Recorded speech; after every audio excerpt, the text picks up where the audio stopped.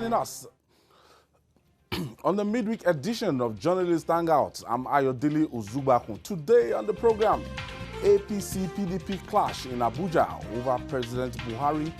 Army rescues 31 women, children from Boko Haram in Bama as President Buhari demands multilateral action to defeat terrorism.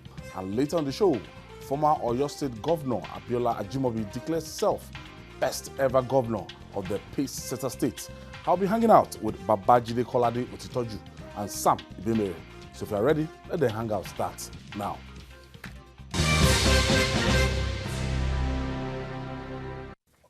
Thank you for joining us again. We start the program on a very interesting note. I have Babs here.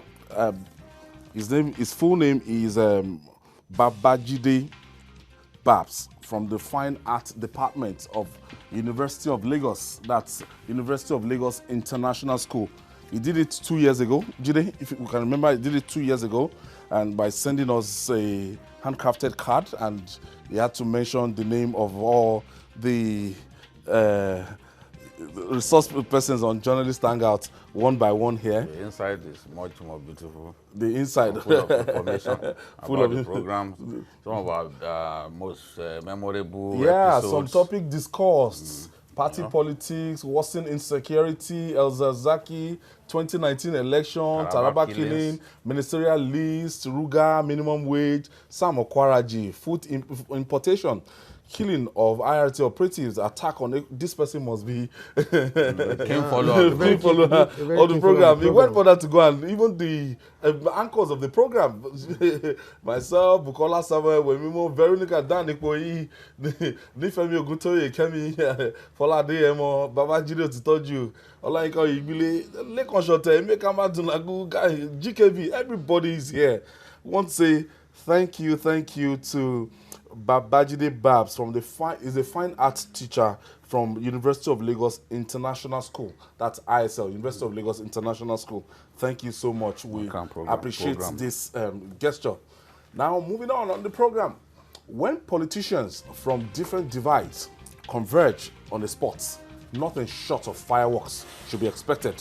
Such fireworks was ignited at a book launch in Abuja on Tuesday, when party bigwigs from the two major political parties in Nigeria, that's the ruling All Progressive Congress, APC, and the main opposition party, People's Democratic Party, PDP, clashed over sundry national issues. The verbal exchange began when the APC national chairman, Adams Shomole, described President Muhammadu Buhari as a leader who practices what he preaches. But his PDP counterpart, which is Secondus, and Rivers State Governor Nyesom Wike, mounted the podium at different times to counter him over issues like the rule of law and credible election. Babajide, I think Adams Shomole, he has a way, of actually stirring controversy, and this is one of the moments I'm sure he would have taken the fight to the opposition, saying the president is a man that practices what he preaches. Yes, but you see, when you try to take on the opposition in this manner, they are not going to focus on the president alone. You have merely given them an opportunity to take a holistic look at your government. That is what Oshomole tried to do. I did not realize that they were going to do. And in a packed hall full of political juggernauts, you are not going to have the podium strictly to yourself. They are going to respond. They are going to resist any attempt to diminish them, as Oshomole likes to do. Once the subject is PDP, Oshomole gets excited and he likes to take the PDP to the cleaners. But on this day, he had Nyesom Wike and Secondus to contend with. And I particularly found the example that Wike gave interesting. You recall that when Oshomole was re-elected, the day after he was re-elected, the first place he went to was Aso Rock. And that was during Jonathan's time. Yeah. Because Jonathan refused to use federal might to unseat him. Given how close elections in Edo State usually is between the APC and the PDP, any attempt to use federal might will have resulted in Oshomole not being re-elected. If Jonathan had made up his mind, because the election in that state is usually close between the two parties. Sometimes you have PDP having 2 senators to APC's 1. Yeah. Sometimes in the presidential election you have in fact, most times it is the PDP that wins the presidential election in that state. You know, so it's a state that always makes you look at it as a swing state. So in such a state, only a little push on the part of the federal authorities could have swung the tide of victory to the other side. But Jonathan refused to get involved. And Oshomole was very grateful. He went straight to Aso Rock the morning after he was elected, to thank the president for not using federal might. So Wike remembered that and then told him that, look, there was a president that you went to thank for allowing one man, one vote. What we had in Kogi, can you call it one man, one vote? And of course, you know that it's difficult to have suddenly forgotten what happened in Kogi. Many people have given up, just leaving it to God. That way, Allah is, as the outside people will say, when you are unable to stop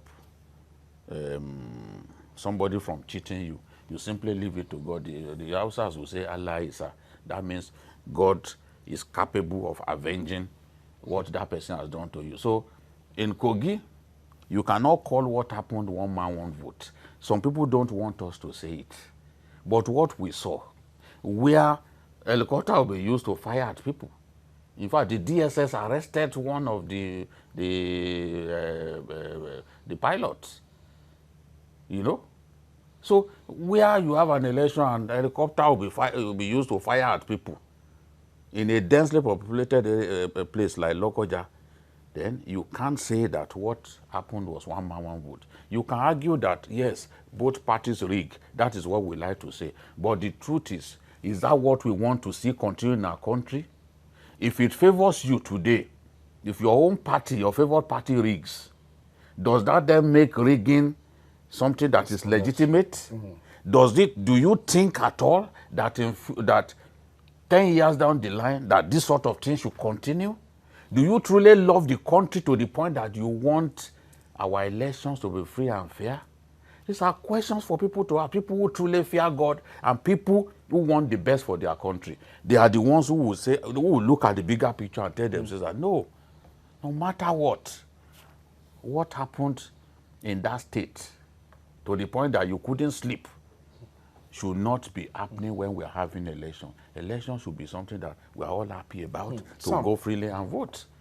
Sam, this statement, is President Muhammad Buhari a leader that practices what he preaches? That's like a thesis, a topic for a thesis. We can begin to, shred it depending on the divide, where you find yourself. First, we must admit that we are dealing with a human here with his flaws.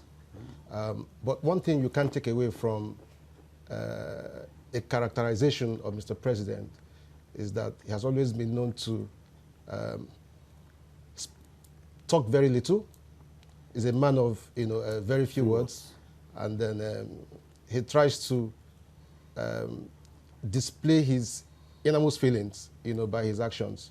So if you ask me, in terms of leadership qualities, I would describe Mr. President as a very calm fellow who is not very quick to action. These are things you can comfortably predict, about him when it comes to leadership. But there are many who have argued that he's quite slow to it, and I belong to that camp.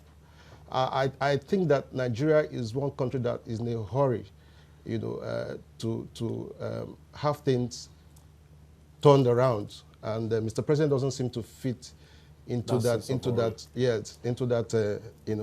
picture. So again, like I said, depending on where you fall, I mean, if you're a Buharist, as it were, you want to see him as somebody who is flawless, you know. But again, like I said, perfection belongs to God. I mean, we're all humans, and we all have our flaws. Those things I've talked about are the most that I can remember about him.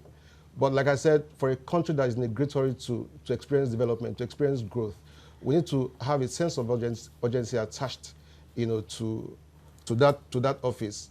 One would like to see Mr. President, you know, take very quick decisions about some of the challenges that, you know, our country, you know, is facing.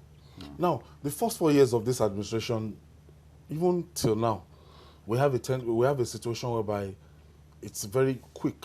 The APC chieftains are always very quick to point accusing fingers at what has happened in the last 16 years. Wherever we are, at any junction, they heap the blame on the People's Democratic Party for 16 years. And people are saying now that spent 4 years, this is the second time, and there's always this reference till now. Yes, if I were in their shoes, I will do the same thing. You know, I'm in power now. I inherited power without knowing the extent of the problems. For example, President Buhari would want to do a lot more than he is capable of doing. But the funds are simply not there. Yet, we do not want to see him almost borrow Nigeria out of existence. You don't want to see that kind of situation. We want a limit to borrowing, because it will even get to a point when creditors will start running away from you. We don't want to give you loans anymore. But the kind of transformative projects that he wants to put on ground are projects that gulp so much money, and we can't find the money. We just can't find the money. Infrastructure in our country, in some cases, is more than 50 years old. Some of those infrastructure need to be changed, but the funds are not there. Yes. So definitely they will blame the regimes before them, the governments before them, for refusing to do those things. When the barrel of crude oil was sold at 120, above 100, we've had opportunities in the past that we refuse to take, whether as military regimes or as civilian regimes. We've had opportunities that we refuse to take. And once you look back, you look at what we are trying to do in the rail sector, for example. You remember Mr. President's interview with TVC in Katsina. Yes. He said, look, I want to focus on rail. I would rather not take resuscitation of Nigerian Airways as a priority. That rail, because of its capacity to move far more people. So that's the president always thinking about the masses, because the masses, as I once said, the masses represent President Buhari's greatest weapon.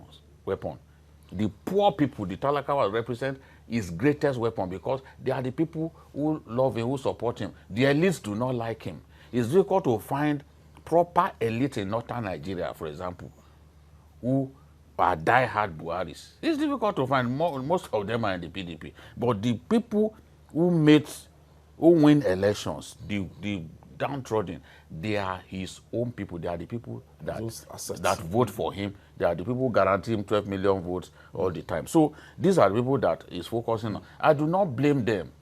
The PDP should have found someone like Eli Mohammed, who would terrorize you to no end.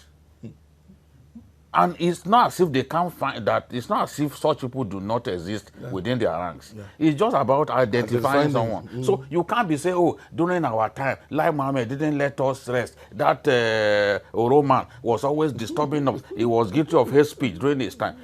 What, use the opportunity that you have. So I cannot blame them if they are condemning 16 years of PDP Let me take my first caller. Charles is calling us from Lagos. Thank you for joining us, Charles.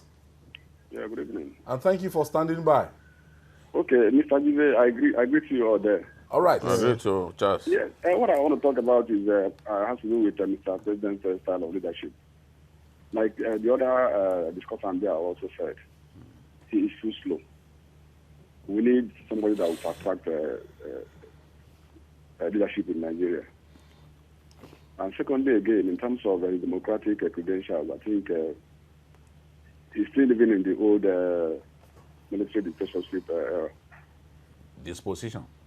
Yeah, his disposition, everything about him links up to his military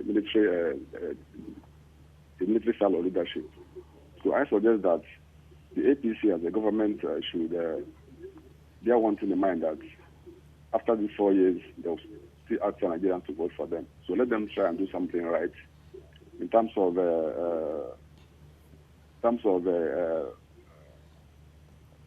dividends of democracy. Okay, there's this impression, Sam, there's this impression that most of these things, that some people will tell you that it is not Mr. President proper, that there are some other people pulling the strings somewhere. Okay, let's say the invasion of the courts by the DSS. And a lot of people will say that it cannot hold President Buhari directly responsible for that action. But it has scored the administration very low internationally, and the government's PR has been, badly battered. Yeah, I think the first question to ask really is what kind of system are we running? Is a presidential system, and the buck stops on its table. So you don't celebrate, and then assume that all is well. When you have challenges, I mean, you have to live up to that responsibility. That's the burden of leadership. So for those who have put the issues squarely on the laps of Mr. President, they're not totally wrong. Like I had argued earlier, we have a president who oftentimes appears a bit withdrawn, from processes, from the way things ought to be done. So we have a clear case of one man who, by the structure of the kind of government we have put in place, has to take the responsibility for whatever has happened. You talked about the law courts. The DSS as an agency, where does it operate? It's an agency within the presidency. Supervised by the presidency. Absolutely. So who takes the blame? The men who are in charge of the DSS report directly to him, as it were. So it will be difficult to separate the operations, the behavior of the operators of these agencies from the office of Mr. President.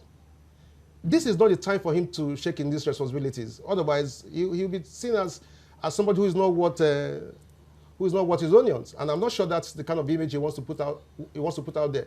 So as far as I'm concerned, the challenges that we have had in the last couple of days, as it relates to judiciary, the attack on the judiciary, as it were, Mr. President has a lot to say, and that he's keeping quiet doesn't send very clear signals.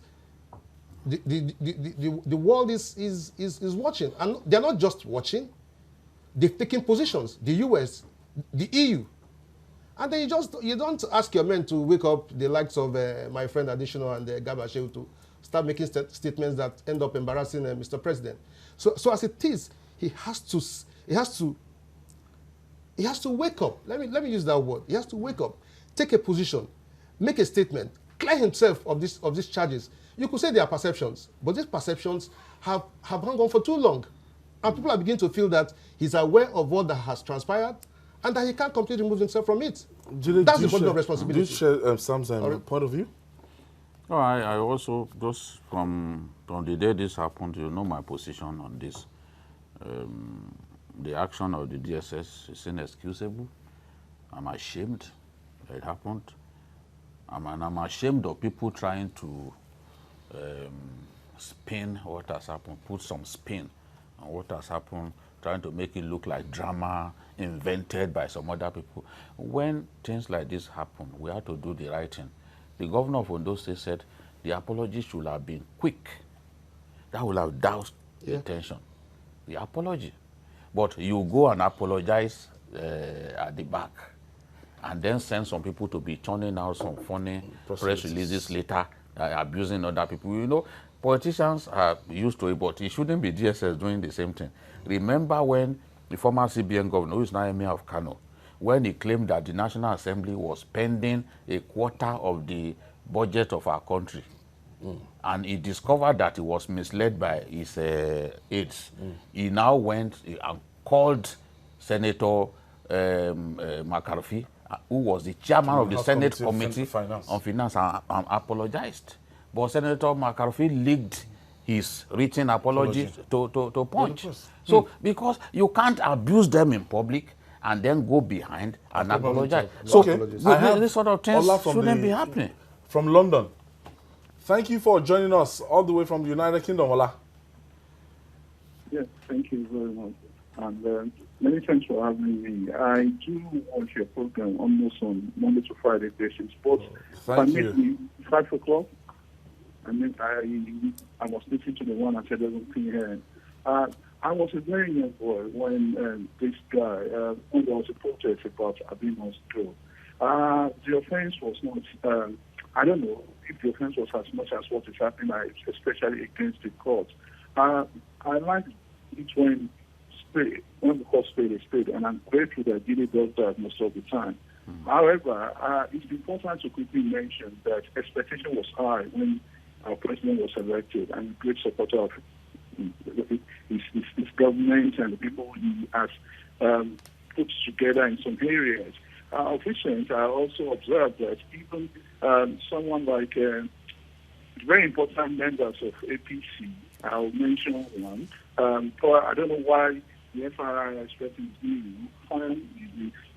been alleged to have done one or two things. But what about Moise Banere? I think there are issues that need to be really discussed that are very fundamental that could cause. Okay, thank you. Thank you for your contribution, Ola. I think that will be a topic for another day, what you've just raised now. So the thing, the point that I'm making is, when those things happen, we have to respond appropriately and not resort to lies. Because at the end of the day, for people who even promote lies, when the real truth comes out, if they have honor, they will see clearly that they've been thoroughly shamed. Because if you pursue a particular line, you are pushing a particular line of argument just because you want to support what is wrong. I have always said I'm a Buharist. He's a man that I have known closely since around 1993 when I used to visit him. I still support him, but I cannot see what is wrong in his administration and fail to tell him. There's a difference between liking someone and being blind to the truth. No, I will never do that. If I see the truth, I tell him. And I know that that is the only reason why he will respect me. If I turn myself to a lapdog every time, whatever the president says, I say, he's done it right. He will not have any regard for me. And you cannot be president forever. I will still continue my job after the president has gone. How will people look at me? This is what a lot of our people do not consider. You think that for everything that you must say, look, the president was right. Look the other way. But sometimes even the president recognizes that he did something wrong.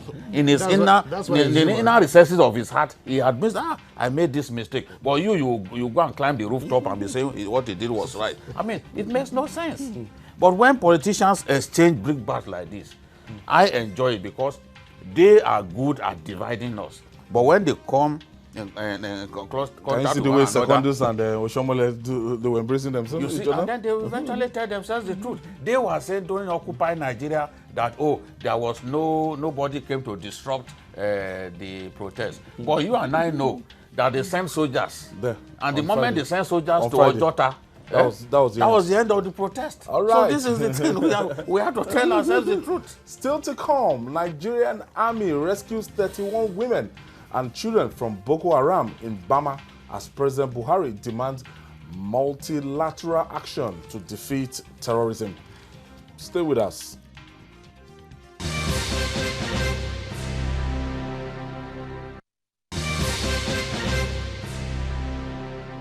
Thank you for joining us. Now, the cat and mouse fight between Nigerian troops and Boko Haram fighters continues in the northeast. Sadly, innocent and helpless citizens remain trapped in the crossfire. Recently, the Nigerian army rescued 31 persons made up of 14 women, 17 children at some villages in Bama local government area of Borno State. The troops of 21 Special Armored Brigade recorded the success after clearance operation in the area. Meanwhile, President Buhari has recommended a multilateral approach to end terrorism across the world. He was speaking at the African, Caribbean, and Pacific ACP States Summit in Nairobi, Kenya. Jide, let's first of all look at the call for what President Buhari has recommended as its multilateral approach. Yes. Because Boko Haram is becoming... By that is saying that we should approach the war against terror on all fronts. We should attack the illicit funds that get to them, because without that funding they cannot buy weapons in the black market as they do. They cannot do a lot of things. How do they get their money? Yes, terrorist groups have various ways of getting funds. For example, Al-Shabaab, a lot of the people who went to Somalia to strengthen Al-Shabaab, they were big people in big corporations in America, and they left what they were doing. You know, this thing is dogma. When religion is a very, very powerful tool, they left what they were doing with their funds. They went to Somalia and they began to fund Al-Shabaab. So with Al-Shabaab, we also have we have ISIS, later became Islamic State, IS, with all avenues, different avenues for funding. When ISIS was literally controlling Syria with swaths of land in Syria in their control, there were places where there were refineries and all that, and they were selling crude oil. They were selling crude oil and making money from those places. Even in Iraq, there was a time when some of the biggest oil installations were under the control of ISIS, and they were selling oil and making money, using the money to buy weapons and continue their fight against decency. So Boko Haram, for example, a faction of Boko Haram, IS West Africa, AP, West Africa province, they still get funding from ISIS. They have found a way by which they can funnel funds to those fighters, to those guys. That's why when you see them, even our soldiers, some weapons that they have, we do not have in our own inventory. So the weapons are advanced grades of some of the weapons that we have, including even rocket-propelled grenades, because some of them were stolen from NATO in Libya. So they perfected the art of using the black market to bring in weapons. So once, what the president is saying is that the approach to defeating terror must be so organized that you do not attack them on one front. Let every country get involved. Let's block the avenue for funding. Let's block the avenue for recruitment. You know, many people who leave America, they're actually going to Syria to fight. Many of the people fighting on the side of Islamic State were American citizens, were British citizens. So we have to stop the avenue for recruitment. Because if we continue to kill them and they continue to find means of recruiting their cadres, then the war cannot end. The war cannot end. So that's what he's saying, and that's what I think Nigeria is doing, because we are now, this is the dry season. This is the best time to fight Boko Haram. When it begins to rain, you find it difficult to defeat Boko Haram because of the nature, the texture of the soil in the northeast. You can't roll those tanks into the areas that they dominate because of the marshy nature of the soil, you know. So this is the best. Everywhere is dry now. They don't have any form of protection from overgrown weeds and all that. So this is the time you can locate them where they are, destroy them. And as I've always said, there are communities in Nigeria that are firmly in their hands. We find it difficult to admit this. But when you go to some villages in Bama local government to rescue 31 persons, it means that they were in charge of that village. To keep 31 people somewhere and be feeding them, you are in control of them, it shows that they head on to that territory. And it's like that. There are other places too in the Borno North where we still have these guys holding on to our people. We needs to work hard to go and continue those clearance operations and rescue these people who are still being held hostage by Boko Haram in numerous communities. Sam, I think the military might is not enough. Might not be enough. We've tried this since 2009, and we've not really defeated that ideology, and we've not even won the battle. First, let me talk about ideology. You really can't win an ideological war. It will be pretty difficult because it's about beliefs. I mean, if you have someone who is willing to die for what he believes in, what can you do? The man practically just lines himself with bombs and, you know, detonates if he comes across it. So, ideological wars are usually very protracted, and that's where the issue of the mind comes in. So, you can move the tanks, you can deploy whatever it is that you want to deploy, but the war of the mind is one that is very difficult to win. And I think that is where the Nigerian government also has, a task before it. And one is not surprised that even the Nigerian military is beginning to talk about, trying to de-radicalize, these people, applying spiritual warfare. You know, when Brete talked about it, all of us laughed at it. But these are issues that you can't run away from. So you also talked about military might. We know we've got challenges, and that's the truth. Some of these things are not things you buy off the shelf. You have to place another. The issue of the Tucano is still very fresh in our memory. Another that was placed over a year ago. We're still hoping that it will be supplied maybe another year from now. So those are very tough issues. And these are worsened by the fact that even the little that we have, oftentimes we lose them to the enemy. And it's a major source of concern. But I think it's gladdening to know that in the last couple of months, that attacks appear to have whittled down, and I think that we must commend our military, because this war is being fought at several fronts. It puts a lot of pressure on the system, so we must commend them for what they've done. I also believe that some of the successes that we have recorded lately probably owed largely to the issue of the border closure, because even though we can't put one and one together, but you could call it a beautiful coincidence between when the borders were shut and the incidents of attack on Nigerian military posts appear to have waned. So all said, they are usually less active in the dry season. Oh yeah, like you said. So I think that in spite of the challenges that we face, we must commend our military for doing all it can, for the sacrifice and trying to defend, our territorial integrity. It's never going to come easy, and that's the truth. Jide, how far have you gone with this multinational joint task force to fight against Boko Haram? Is it well funded? Are all the countries involved? Are they contributing troops? No, in terms of troops contribution, certainly not enough. Funding again, not enough.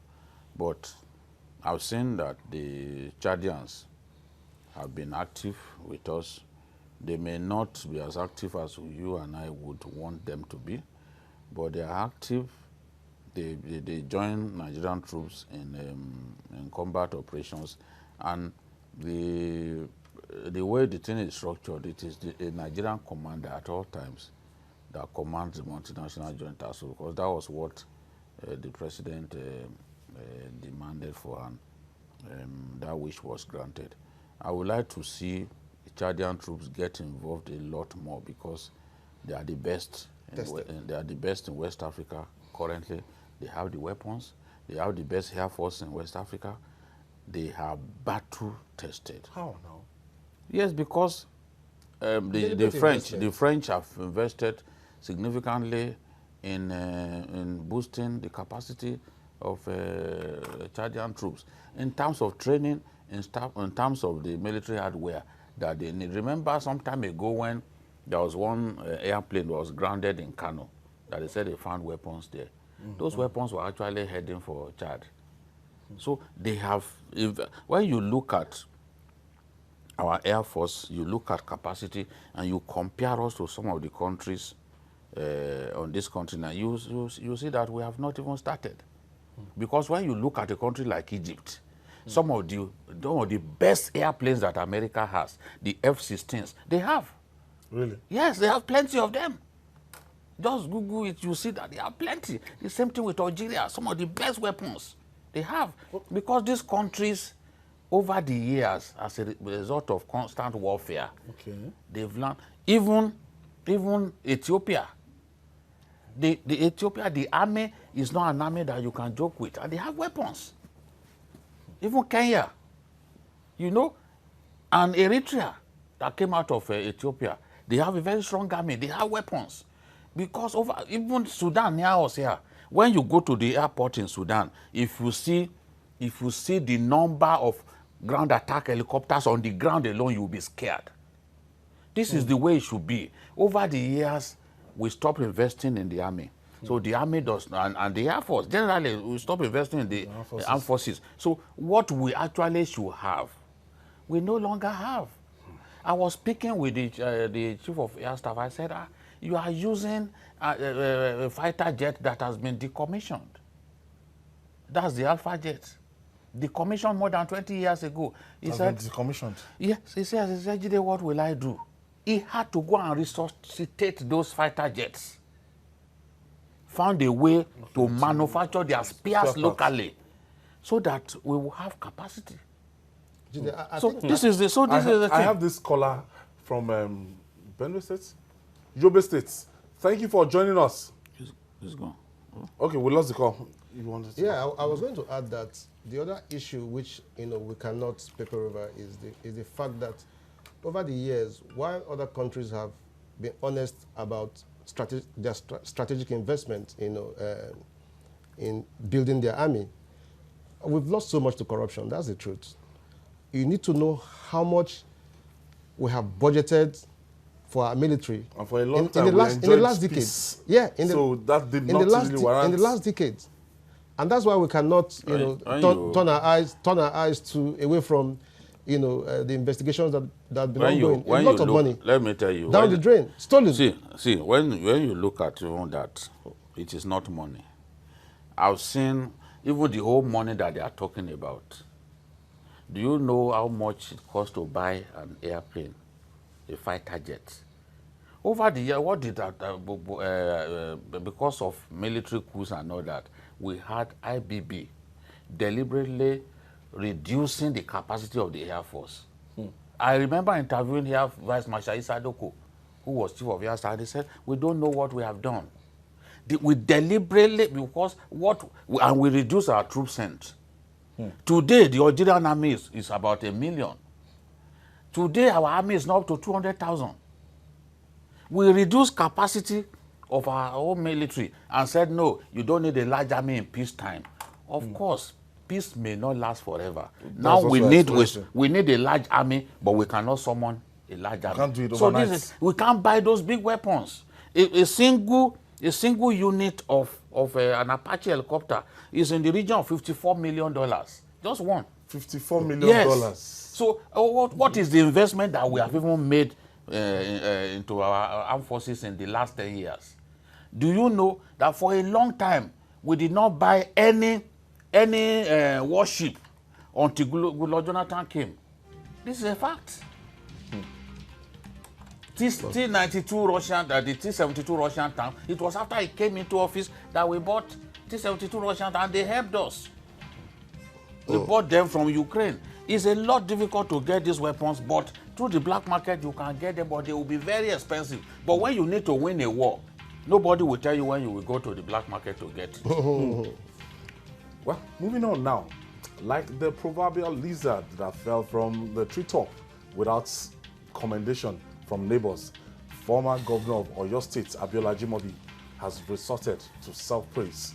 Ajimobi, who was speaking on a radio program in Ibadan, said he surpassed other past governors of the pace-setter states in terms of infrastructural development as governor. He also said his administration will remain unbeatable for many years to come for its unprecedented achievements in areas like road construction, education, and health. That comment sent the state buzzing. Jide, for strategic reasons, let me start from you. Looking from his comments, I now flash back from 1999. Yeah. We had late Lam Additional. From late Lam Additional, we have Senator Rashid Adewolu Ladoja. Yes. After Ladoja, we have Otumba Christopher Alao Akala. And we now had for the first time Abiola Ajimobi, and we now had him second time. So since 1999, these are the set of people that have actually made their mark at one point in time in Oyo State, that pace-setter state. Now, this man happened to have done the impossible, as in something that has not never been achieved before, like winning election for the second time in being re-elected. They call him Kosheleri. So he has left office now, and he wanted to be a senator. His people rejected him, and he's now saying that yes, in terms of what he has done, that the mark and the signals are still there. There has not been a governor as good as Ajimobi in the history of Oyo State. No one, and I say that with a big sense of responsibility, because I know this is the truth. When it comes to infrastructure, Ajimobi surpassed all the governors before him, because he took dual carriageway to areas where they never had dual carriageways, in their history. Isheyin, Oyo, all the zones, he took dual carriageway to those places. He upgraded the hospitals. When you see roads, when you go to, yes, a lot of people will argue that he concentrated so much on Ibadan. But you know that majority of the votes will come from that area, and it's also from there. So that sentiment could be there. So you go to Ibadan, you see roads that were not there, areas that were seen like UCH area, gates, areas that people saw as no-go areas in terms of traffic gridlock. This man came, put bridges, put roads. So in terms of performance, even the Ibadan people will say, yes, Osise, or no, so they didn't, you see, meaning he worked hard, but they do not like the way he talks. Ibadan man. Close to Agodi Secretariat, the Liberation Bridge. There's no way. I think that was the first the thing about flyover. Yes, the thing about infrastructure is that it stays for generations. People will see what we have done. When I traveled to Ibadan about 2 months ago, and I had to really move around, I went around. I went to LA, different parts of the state, and I said, so this man walk like this, and they still abuse him? But that is the price you have to pay for leadership. No matter what you do, some people will still come and abuse you, say all kinds of things. But the truth is, even security, you know how URTW used to kill themselves. They will usually grab motor parks from themselves by force. In 8 years, that Ajimobi was governor. Tokyo, auxiliary. All of the see, even Tokyo went under. Nobody knew that Tokyo. In 8 years, there was not a single fight, tough battle in Ibadan by URTW during his time. How he was able to stop those killings remains a mystery, because even the entry point to Ibadan is usually their main where they fight. Iwo Road. Old Ife Road, Ojo, Iwo Road, all of those places. So this guy did tremendously well in various areas. Even the Oyo man cannot tell you that he didn't well, because when you look at their town hall at Atiba, he was the one who came and made the town hall really look good. That one at Mapo? I said Atiba, Okay. Oyo town. Okay, Oyo town. Okay. You know, so Okay. he did so much. But you see, even if you build houses in the sky for people, those who will not like you will still like you. But for them to have elected him to run for a second term, you know, it shows the level of faith, because nobody before him had ever been re-elected. And don't forget, in 2015, despite the fact that all the senators that were with him defected to another party, Ajimobi, to underline his strength politically, he was able to retain all those 3 senatorial seats. The likes of Senator Femi Lanley and co. He still retained all those 3 senatorial seats. Probably he made a mistake by dabbling into the Obaship thing. That was a like lot of people were not happy yes. about, especially the Ibadan people. And you can say that that this one thing they did not like, and they decided, okay, we'll punish you politically for it. But he has a tremendous record of achievement that no one could be said to have done as much as he has done. So Makinde has so much work to do, Sam, if he wants to surpass him. your perception about constituted authority, as they call him. There was this video I was watching, Governor Makinde saying that. Can you say that? Can you build that way to constituted authority? And people are laughing. I saw that video. Yeah, It's referred to as the constituted authority. yeah. A lot of people would remember that video. It was quite memorable, you know, watching him, you know, address students. And then one had the temerity of, you know, taking him on, and it was like, you know, get respect, you know, there's Nabide in charge, you know. So a very brilliant fellow. We must, you know, look at people and their antecedents. Ajimobi, from the little that I know,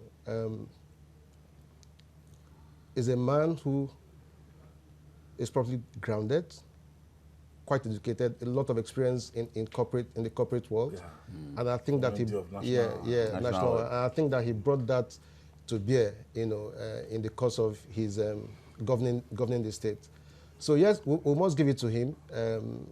I don't expect him to come out and say, I didn't do well. I mean, that would be like committing suicide. In fact, I think that what he said, you know, reflects the biography, you know, which was put together properly, you know, titled Abiola Ajimobi, Architect and Builder of Modern Oyo State. Okay. Again, that again is debatable. Like I always say, depending on the side of the divide, you know, where you have found yourself.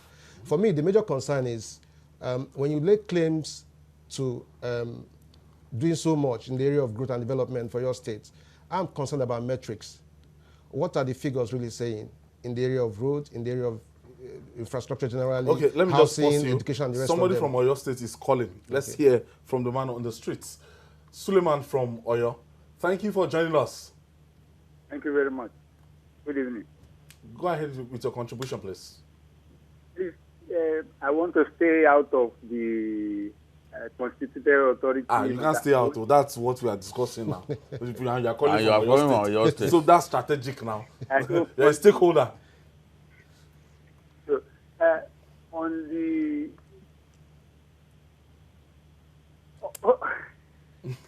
He Talk now. Commit himself, Suleiman. Mr. President, I would rather want you to commute that statement. You started by saying that can he be said to practice what he preaches? Rather, let me say, he preaches what he practices. Whatever he does at any time, he will be able to give you a good reason for doing it. That is how I see him. The third man yesterday was saying something like he should go back to... Suleiman. Talking about yesterday. Okay, you're talking about yesterday. We thought it's going to be an advantage. You are calling from Oyo State. You will tell us as an active observer what you've seen in Oyo State and the assertion of Abiola Ajimobi, yes, right or wrong. Yes, so I was saying that Ajimobi praising himself was not completely out of place. I mean, it should be expected. A man should sing his own praise. If you don't, history won't remember you. That's so, look at what someone is saying. In terms of security, environment, tourism, Ajimobi did well, but his mouth didn't mean. No. Okay. Yeah, so they agree that he worked, but the issue for me, is how we play with metrics. Sadly for us in this part of the world, we hardly figures. Figures are difficult to come by, and the impact of these things that have been done on the lives of the people.